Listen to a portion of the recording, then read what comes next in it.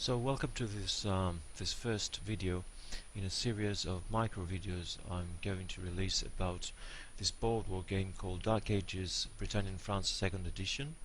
I'll be using this piece of software called it's a platform actually called Tabletop Simulator because it's easier and faster for me than using the actual physical board war game. But I remind you that we're talking about a physical board war game. It's not a digital war game, it's not some sort of video game. So let's see first all the components of the game. We have a map. There are 12 maps. They're all historical maps, which means they represent the historical terrain where these battles were fought. We have a rule book here on the left. We have some dice, we have a deck of cards, and then we have some counters and cubes. Now we'll refer to units. Each time we refer to units, we refer to a counter and its blocks, the blocks that are contained in the same hex where the counter is. So in this case, for example, we have this one. This is a feudal knights counter, and it has 5 cubes. See, 5 cubes here. So the whole thing is called unit. Okay, so this is a unit of feudal knights. Now let's talk about the structure of the game. As you can tell by the let me pop it out by the rulebook here.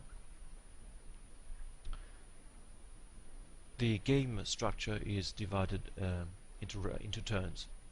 Each turn is subdivided into rounds.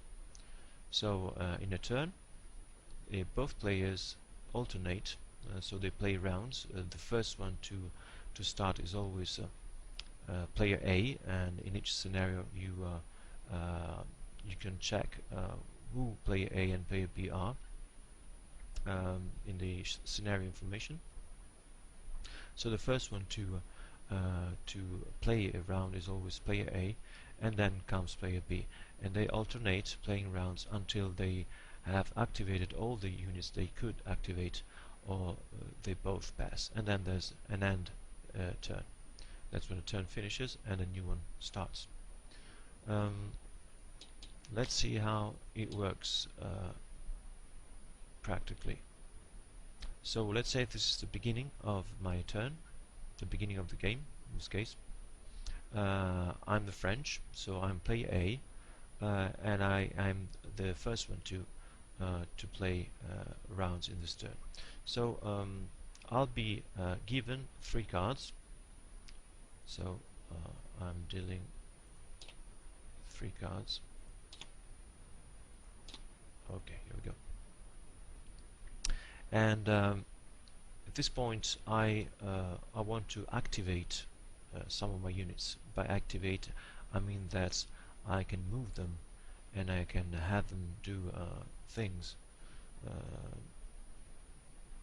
Movement is the first one, because there's first a movement phase and then a combat phase.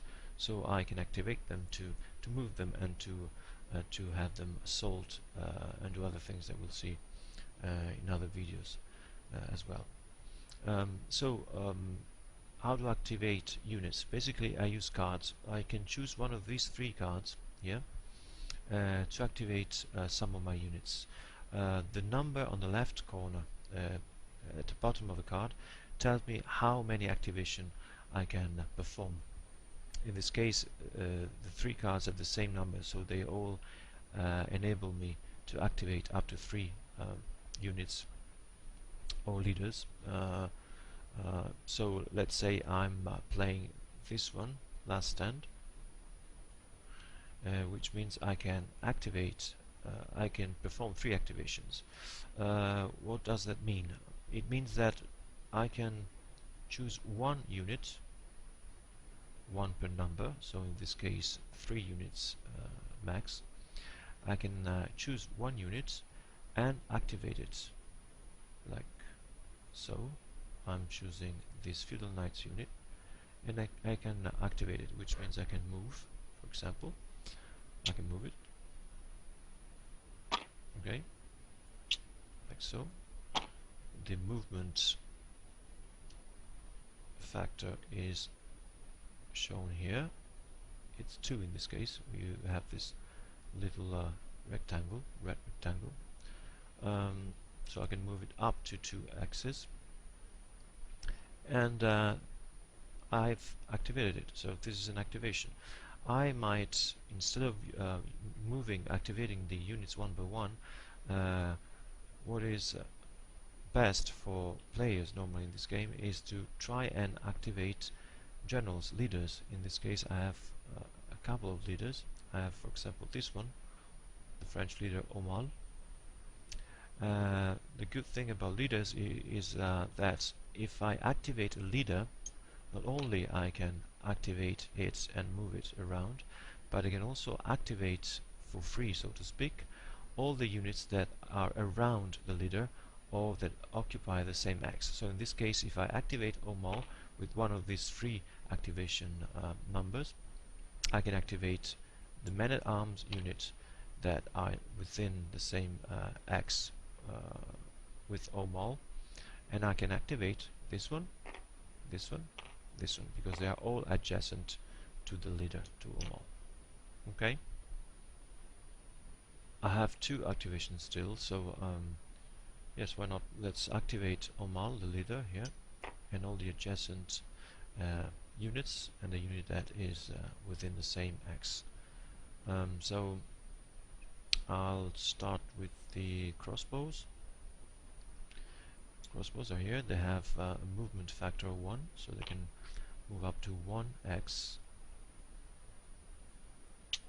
So I'm moving them like so. I can move these men-at-arms. I move them like so, and I can move the swordsman here. I have to be very careful with using my mouse, because for some reason it doesn't work properly. Okay, I'll move them like so, and then I can move Aumale and the men-at-arms. Well, actually, I might move them together this way, okay, for example, or I could move them independently, because once they're activated they can go wherever they want. They are not forced to stay together. They can, like the leader here, who has a movement factor of 3, could go here, for example, and these ones could move here. Okay, they don't have to stay together. They don't have to stay necessarily together. Okay, so I have 1 activation left. I might want to activate another leader, for example, Alençon, this one, or a single unit. Let's activate a single unit. Let's say I want to activate the archers here. They have a movement factor of 1, so I'll select them and move them. There you go. Okay, at this point I've activated all the units. I could activate using these 3 points of the last stand card.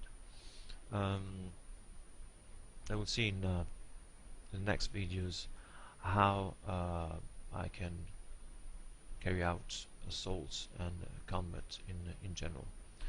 For now, this is all, and see you next time.